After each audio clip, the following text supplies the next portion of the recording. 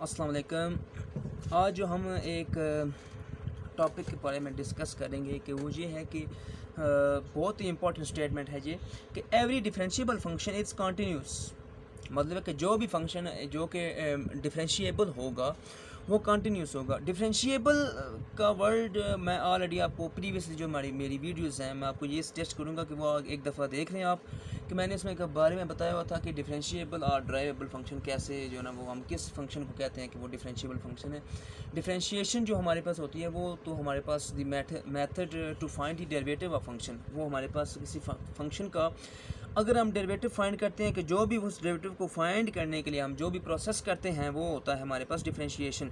Differentiable function ये होता है कि जो हम फंक्शन का डेरिवेटिव जो है ना वो लेने के लिए फाइंड करने के लिए जो फर्स्ट प्रिंसिपल जो से सॉल्व करते हैं, जो भी हमारे पास फर्स्ट प्रिंसिपल जो हमारे पास आता है तो हम कहते हैं कि वो उस पॉइंट पर फंक्शन जो है ना वो डिफरेंशिएबल है और ड्राइवेबल है फंक्शन।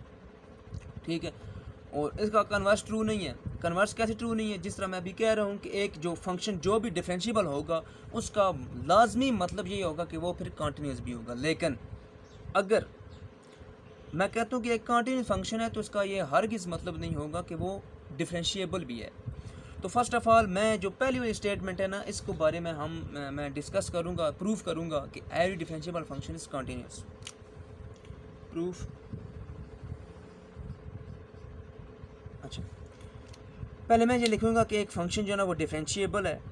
जब वो लिख के इसके बाद मैं जो है ना वो मैं ये प्रूव करूँगा कि वो कंटिन्यूस भी होगा। लेट फंक्शन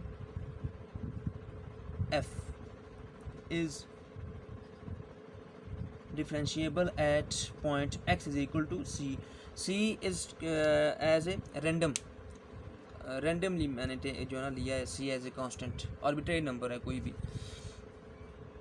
तो हमें पता है कि जब हम एक फंक्शन जो है ना वो किसी पॉइंट पर डिफरेंशिएबल हो, ठीक है, तो हम उसकी जो डिफिनेशन है बाय फर्स्ट प्रिंसिपल से किस तरह लिखते थे कि f डैश ऑफ c, मतलब है कि इस पॉइंट पर जो है वो डिफरेंशिएबल है, is equal to limit x approaches to c। अब एक c जो है ना मैंने कोई आर्बिट्रेरी नंबर लिया था और उसको x अप्रोच कर रहा है, तो फर्स्ट प्रिंसिपल आपको पता होगा कि F x minus F of c divided by x minus c। ये जो फर्स्ट प्रिंसिपल था मैंने प्रूव किया था, तो उसको के बाद मैंने इस जो ना जो भी फर्स्ट प्रिंसिपल में मैंने ये वाली चीज़ को किसी कांस्टेंट नंबर के इक्वल सपोज कर लिया था। तो इसमें अमेंडमेंट करके मैंने कहा था कि हम उस जो ना वो फर्स्ट प्रिंसिपल डेफिनेशन को मैं इस तरह से भी लिख सकता हूँ कि अगर एक लिमिट किसी वेरिएबल जो है ना वो किसी कांस्टेंट नंबर को अप्रोच कर रहा है तो हम इस तरह की उसकी डेफिनेशन हो जाएगी। तो मैं बेसिकली अगर मैंने एक पॉइंट पर चेक करना था उसकी डिफरेंशियबिलिटी, इसके बाद मैंने इस पॉइंट पर चेक करनी थी उसकी कंटिन्यूटी भी, तो इस वजह से मैंने इस पॉइंट पर पहले मैंने कहा कि वो फंक्शन जो है ना वो किसी एक सी पॉइंट पर डिफरेंशिएबल है। तो ये मैंने आपको डिफरेंशिएबल फंक्शन का बताया कि किस तरह वो किसी एक पॉइंट पर डिफरेंशिएबल होगा।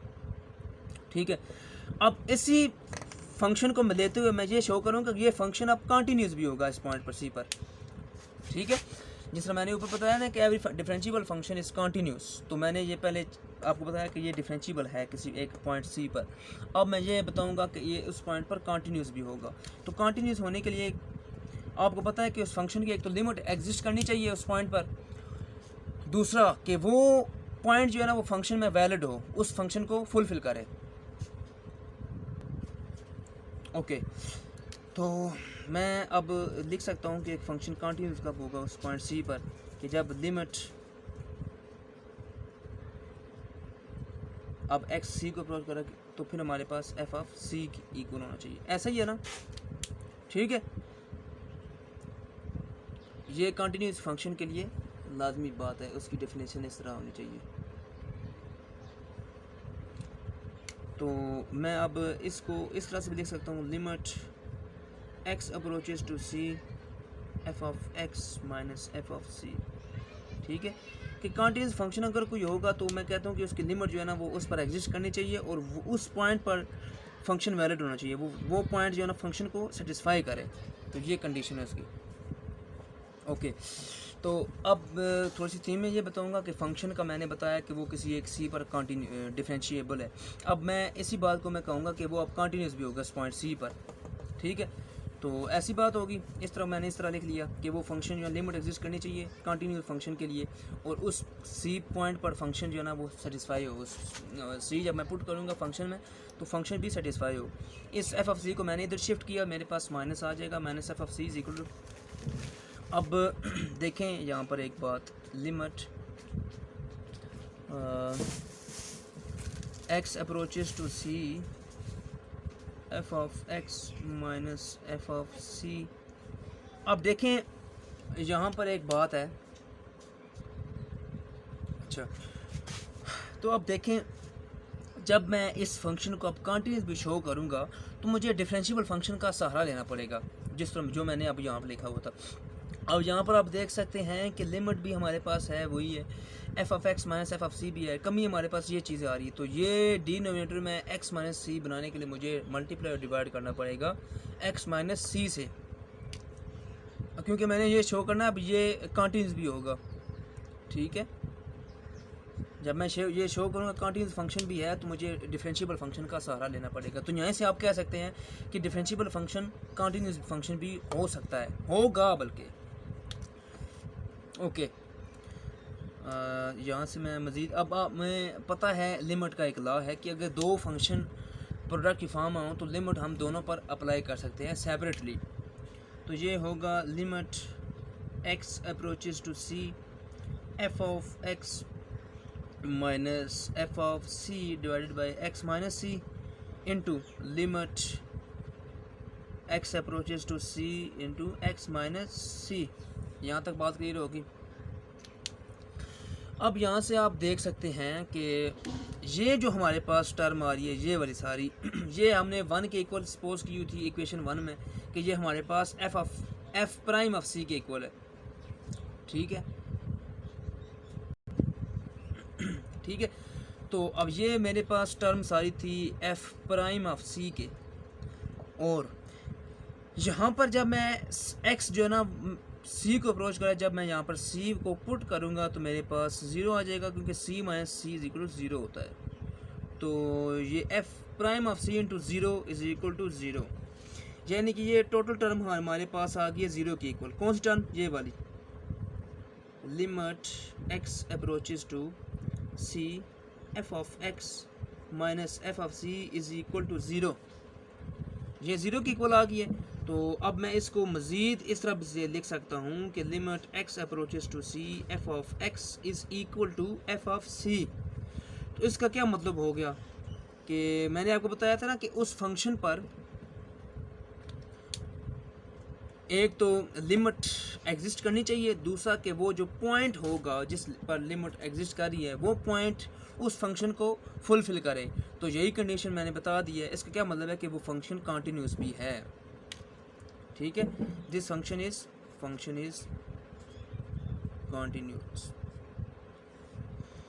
ठीक। अब मैं आपको थोड़ी सी थीम बता देता हूँ कि every differentiable function is continuous. मैंने डिफरेंशिएबल कहा कि एक फंक्शन डिफरेंशिएबल है एट सी पर, ठीक है। तो उसकी मैंने डिफरेंशियल लगाई है, इसको मैंने इक्वेशन वन का नेम दे दिया। अब क्योंकि मुझे ये शो करना था कि अब वो जो फंक्शन डिफरेंशिएबल है किसी पॉइंट सी पर वो अब कंटिन्यूस भी होगा उस पर, तो कंटिन्यूस फंक्शन के लिए मैंने ये वाली कंडीशन लगाई है, ठीक है। तो इसको मैंने मज़ीद सिंप्लीफाई किया है, तो फिर ये वाली टर्म बनाने के लिए मैंने डिवाइड मल्टीप्लाई किया, और ये मेरे पास एफ प्राइम ऑफ सी के इक्वल आएगा जो कि ज़ीरो के इक्वल साथ मल्टीप्लाई होकर ज़ीरो के इक्वल आ जाएगा, ठीक है।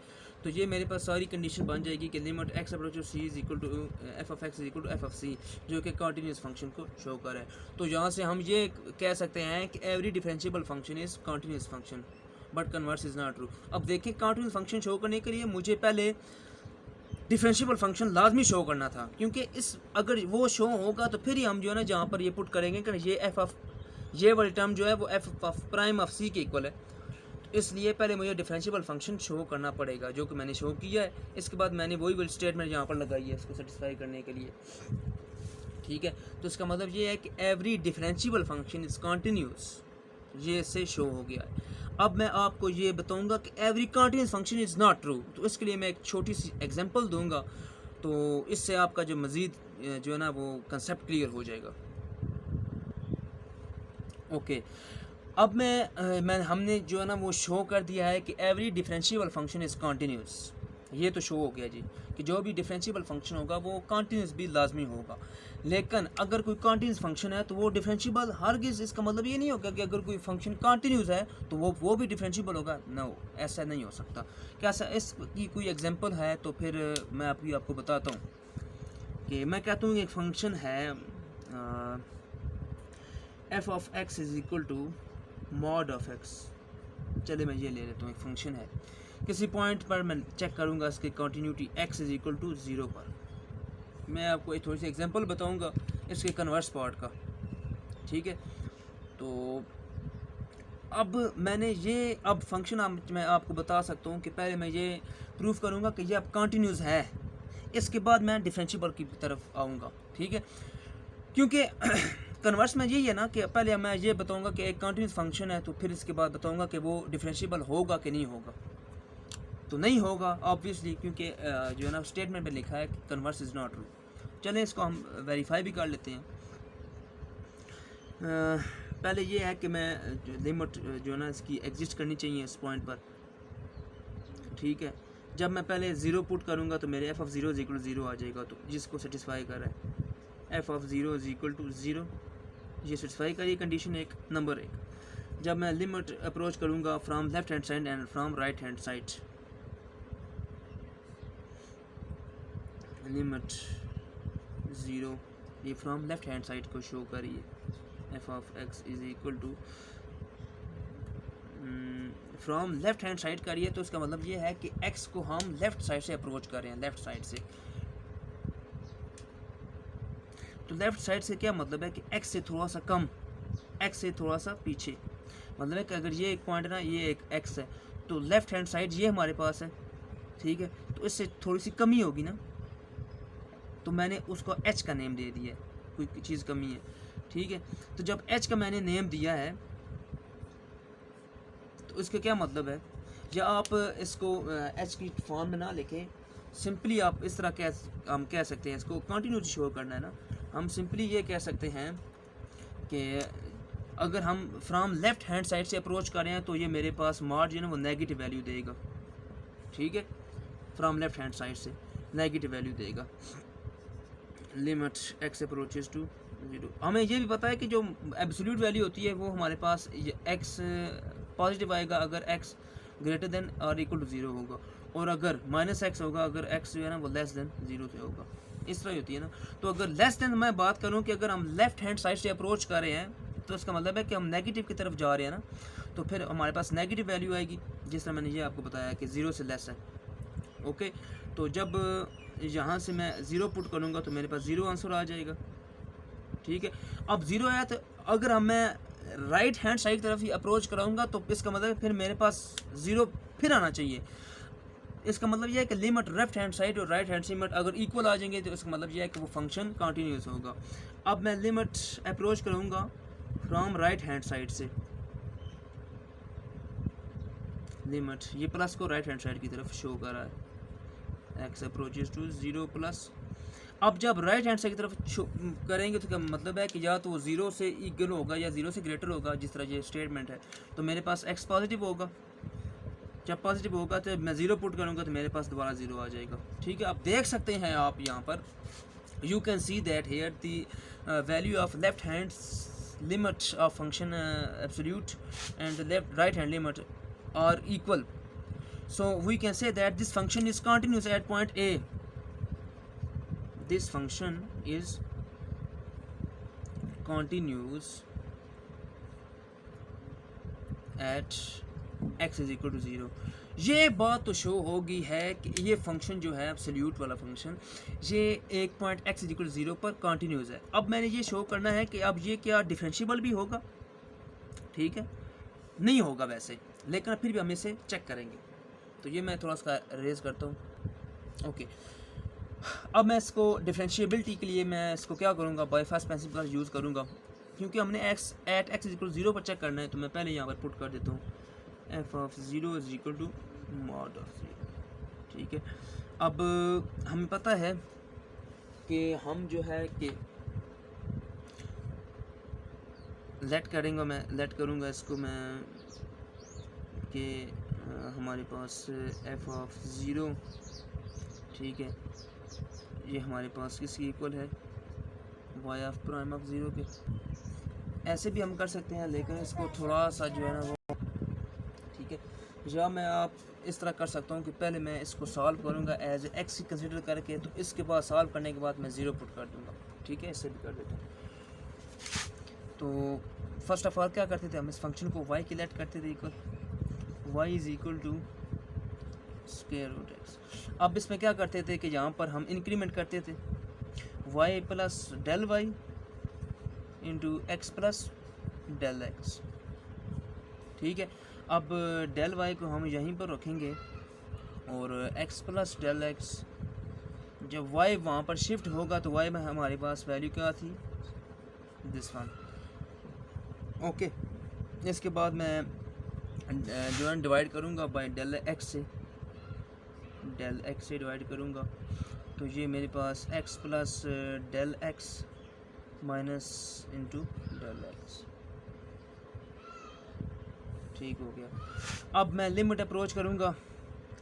फर्स्ट ऑफ ऑल ये है कि अब मैं चेक करूँगा एट पॉइंट्स जो है ना वो x is equal to zero पर, जब मैं at x is equal to zero put करूँगा, ठीक है, तो मेरे पास आ जाएगा जी, यहाँ पर ज़ीरो होगा तो मेरे पास डेल एक्स ही आ जाएगा, ठीक है, माइनस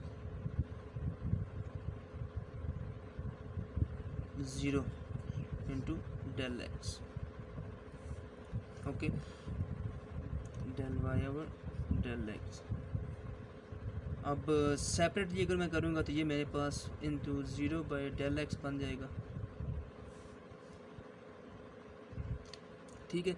अब यहाँ पे इसके साथ भी डेल आएगा, ठीक है, और ये मैं आपको कह सकता हूँ कि मेरे पास, मैं थोड़ा इसको सिंप्लीफाई करने लगा था, यहाँ पर del x divided by del x, हम अगर इनका जो है ना वो डिवाइजर कॉमन है तो फिर मैं इसको सेपरेटली लिख सकता हूँ। तो ज़ीरो को मार ज़ीरो ही होता है, हमें पता है, del x divided by del x minus zero, zero से ना तो zero divided by anything zero हमारे पास आ जाएगा।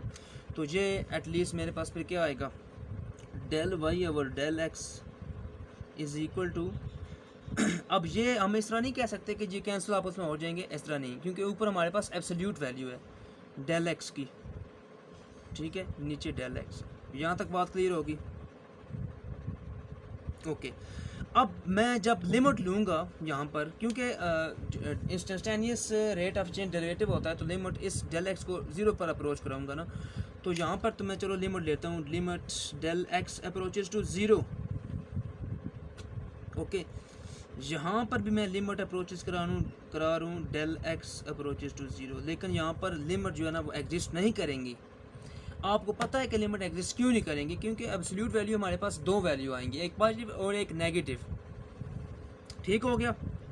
तो इसको मैं थोड़ा रेज करके अब इस टर्म को मैं जो है ना सॉल्व करूँगा। वैसे यहाँ से पता चल रहा है कि यहाँ पर लिमिट यूनिक नहीं है, तो इसका डेरिवेटिव भी एग्जिस्ट नहीं करेगा, ओके। तो स्पेस थोड़ी सी कम होने की वजह से मुझे रेज करना पड़ा है। अब देखें यहाँ पर एब्सोल्यूट वैल्यू में दो हमारे पास कंडीशन आएगी ना, या तो लेफ़्ट हैंड साइड से और राइट हैंड साइड से। अब मैं जब इसको मैं जो है ना सॉल्व करूँगा, पहले मैं एक जो है ना जगह पर कहूँगा कि limit del x approaches to from negative side से अप्रोच कर रही है, क्योंकि अब दो लिमिट है ना, क्योंकि जो हमारे पास एब्सोल्यूट वैल्यू होती है उसका ग्राफिकली अगर मैं बताऊँ तो कुछ इस तरह की जो है ना बनती है, ग्राफिकली दो वैल्यूज़ आती है हमारे पास, एक प्लस और एक नेगेटिव आती है। तो मुझे लिमिट भी फिर दोनों लेनी पड़ेगी, दो है ना, एक नेगेटिव की तरफ से और एक पॉजिटिव की तरफ से। अगर वो इक्वल आ जाती है तो इसका क्या मतलब है, डेरिवेटिव एग्जिस्ट कर रहा है। अगर वो आपस में इक्वल नहीं आती तो इसका मतलब है डेरिवेटिव नहीं एग्जिस्ट कर रहा। तो पहले मैं नेगेटिव की तरफ से अप्रोच कराऊँगा। अगर नेगेटिव की तरफ से अप्रोच करूँगा तो मेरे पास डेल एक्स की वैल्यू होगी नेगेटिव एक्स मॉड में, तो ये मेरे पास डेल एक्स आ जाएगा। ये डेल एक्स आपस में कैंसिल आउट हो जाएंगे, तो मैं देख सकता हूँ कि मेरे पास -1 इक्वल आ रहा है, ठीक है, फ्रॉम लेफ्ट हैंड साइड से। नाउ अब फ्रॉम राइट हैंड साइड से मैं जब आपको चेक कराऊंगा, del x approaches to zero from right hand side, plus जो है ना वो राइट हैंड साइड को डिनोट कर रहा है, तो मेरे पास स्मॉल की वैल्यू फिर प्लस में आएगी डिवाइडेड बाय डेल एक्स। ये डेल एक्स और ये डेल एक्स कैंसिल आउट, हमारे पास 1 आ गया। अब आप देख सकते हैं यहाँ पर कि limit del x approaches to zero, left hand side limit और राइट हैंड साइड लिमिट जो है ना वो आपस में इक्वल नहीं है, यूनिक नहीं आ रही। उसका मतलब डेरिवेटिव एग्जिस्ट नहीं कर रहा। डेरिवेटिव एग्जिस्ट करने के लिए लिमिट भी एग्जिस्ट करनी चाहिए, यूनिक लिमिट एग्जिस्ट करनी चाहिए। जो लेफ्ट हैंड साइड और राइट हैंड लिमिट जो है वो आपस में इक्वल होनी चाहिए, लेकिन आप देख सकते हैं कि यहाँ पर लिमिट जो है ना वो आपस में इक्वल नहीं है, यूनिक नहीं है। लिमिट एग्जिस्ट ही नहीं कर रही, एक में -1 है और एक में 1 है, तो यहाँ पर डेरिवेटिव एग्जिस्ट नहीं करेगा। तो हम कह सकते हैं जिस तरह मैंने शो कराया आपको कि f of x is equal to del x, ये कंटिन्यूस फंक्शन है मगर डिफरेंशिएबल फंक्शन नहीं है। अभी मैंने आपको ये प्रूफ करा दिया। So this is not differentiable at x is equal to 0। ठीक है, कन्वर्स पार्ट मैंने प्रूफ करा दिया है कि अब जिस तरह मैंने पहले कहा था ना कि एक डिफरेंशिएबल फंक्शन है तो वो कंटिन्यूस हर हाल में होगा, लेकिन अगर एक कंटिन्यूस फंक्शन है तो वो डिफरेंशिएबल नहीं हो सकता हरगिज़। ठीक है, मे और मे नॉट भी, आप इस तरह भी कह सकते हैं। कुछ ऐसे होते हैं जो कि जी फंक्शन कंटिन्यूस है और वो डिफरेंशिएबल भी होते हैं, इस तरह भी होता है, लेकिन ये ऑलवेज जो है ना वो राइट बात नहीं होती, क्योंकि कुछ फंक्शन ऐसे होते हैं जो कंटिन्यूस भी होते हैं लेकिन डिफरेंशिएबल नहीं होते। जो भी मैंने आपको ये एब्सोल्यूट वैल्यू बताई है जिसमें लिमिट एग्जिस्ट नहीं करती, ये कंटिन्यूस फंक्शन तो है लेकिन डिफरेंशिएबल फंक्शन नहीं है, इस वजह से। तो मुझे उम्मीद है कि आपको इसके बारे में जो है ना काफ़ी अच्छी अंडरस्टैंडिंग होगी। अल्लाह ताला मेरे और आपके नॉलेज में मज़ीद इजाफ़ा करे। मिलते हैं अगली वीडियो के साथ, अपना ख्याल रखिए। अल्लाह हाफ़िज़।